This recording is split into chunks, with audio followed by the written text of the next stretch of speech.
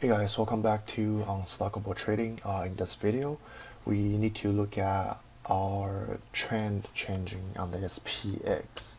And how can we determine that? Look at 1 hour, 1 day time frame. And then I'm expecting for some kind of a small bounce on inside of financial sectors and expect SPX to hit the 28, 10, 28, 11-ish, 12-ish tomorrow, and then look for a reject.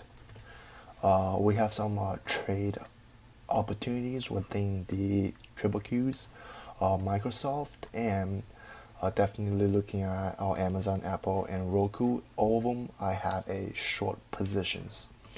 Okay, so on the SPX, we have to look at where this level is. The 2810, 2811 is the key level. I've been printing this for a long time. And what we noticed today we attempted to breach the 2011, which is on Friday we hit 2011, and then once we above the level we went higher, but then we closed below it. So today, same concept. We attempted, we failed, and we came down. So look at this. We're forming lower lows, lower highs. What does that mean? That means the trend is gonna continue to go down. And once we break this level right here, looking at the 2800 level.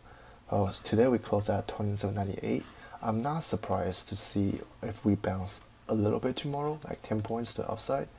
And once I see a clear sign of a rejection or a double top around this range, it's time to load a lot of puts, mostly on the SPY and what's outperforming right now, Microsoft, our QQQs.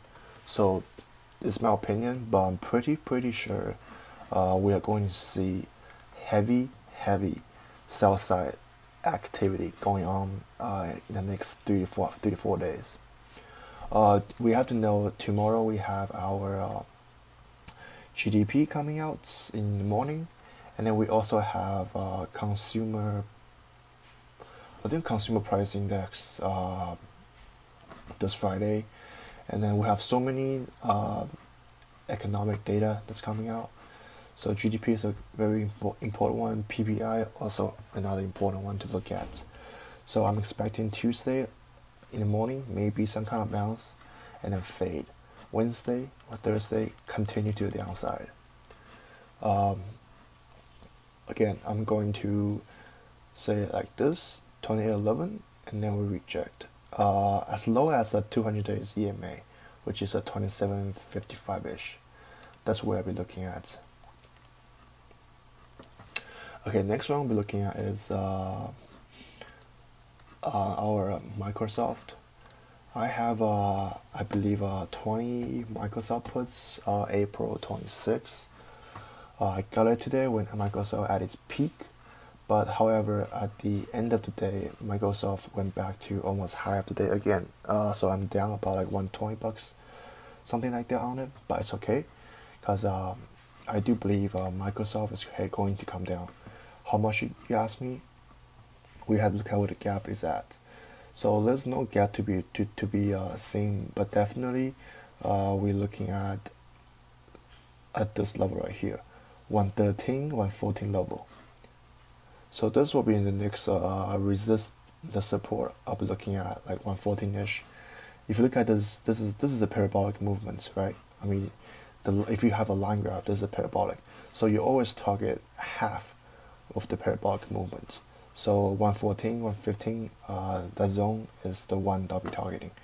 So Microsoft could go up a little bit tomorrow. Not so much, like 118.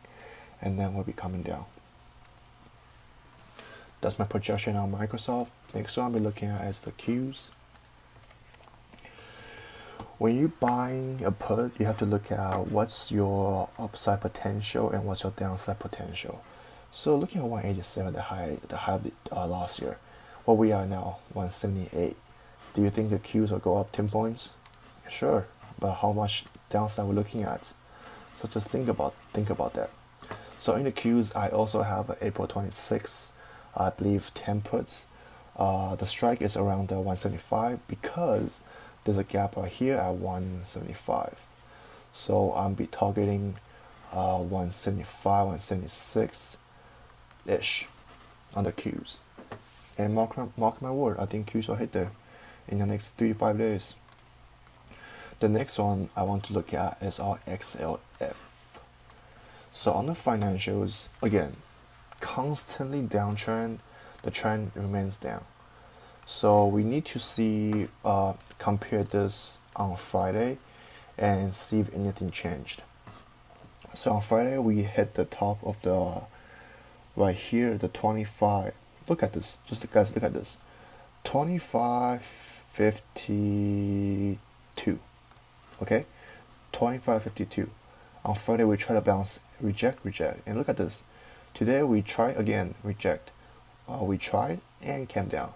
So this is forming what, lower lows, lower highs. So do you expect this to bounce to 25.40 area before we come down? So on the 1 year, 1 day, super bearish. I'm still going to remain my stance, which is around this gap right here, the 25 bucks mark. It's gonna hit there. Again, 2 to 3 days, it's gonna hit there. But do expect some bounce first, and then it'll come down, because this is way oversold. So technically speaking, we'll go up a little and then come back down. The next one I want to look at is Amazon. I do have a long-term duration puts on Amazon also. I have 3 of them. No, actually 5 of them. No, 3 of them. So on Amazon, was not expecting a 10 points plus. Actually, I was. On Friday, I talked about if Amazon goes up 10 points, 12 points, I can get cheaper puts. But today, kind of bad because I got the puts around 1763, 65. So I'm kind of down by like 300 bucks right now. But that's okay because April 26th. So on the Amazon, we are going back to the half of them. So today we rebounded at the 10 days moving average. That's fine. I'm gonna still see. This is the Friday I drew. I drew this on Friday. We're going to bounce a little and then come down. So you can see this red line right here. We're gonna bounce a little and come down. So it's gonna come down, guys. First target the 200 days moving average, which is the 1740, and that would be our first target, 1740. On the next one, I want to show you guys Apple. If any of you follow the Apple news today, conference, it was horrible. Like what they have, Apple TV Plus, Apple News Plus, Apple credit card. Like, are you serious? So they have no innovation whatsoever. So with Apple, again, it bounced at 10 days moving average, but I'm going to change my stance on this one. I don't think it's going to go to 200 level yet. So what I'm seeing that tomorrow is that we might open up like a 189, 190, and will come down to, I will say, the 185 mark. So that's when we need to lock our profit. So the next one I want to look at is ROKU, and feel free to join my Discord group. It's free. So on ROKU, sometimes you have to know, like, okay, we look at ROKU, we have a Starbucks, what do we have? We have CVS, we have like all that stocks. Do people normally buy ROKU shares when they went from 26 bucks all the way to 70 bucks? 75 bucks and back to 60, and now it's at 67. Do you think people will buy this back to the high? I mean, what is ROKU? Like the next new TV set, like innovation? So you have to think about this as a defensive stocks for like people, so they can rotate the money from all the tech of the tech sectors, financials, anywhere, and then put it into defensive stocks. ROKU, Starbucks are the one I can think of. So for ROKU, again, we rejected this line right here at 68. So if the market is going to go up 10 points, 11 points tomorrow, expect Roku to try to go within this range. If it breaks, see if it can come back down. So, and then again, if I am thinking the market's gonna tank, I do believe Roku will come back to $60. So that's gonna be my analysis. I think that'll be it. Let's go back to the SPX and recap on what's gonna happen. So the XPX, even though we had a massive sell on Friday and today indecision candle, it doesn't mean that we'll go down right away. The trend on the hourly is still heading down. So as long as the trend is expecting the downtrend, I am pretty positive that we're going to come within the 27.75 and then eventually the 200 days moving average. By Thursday, Friday, we'll see at least 27.65.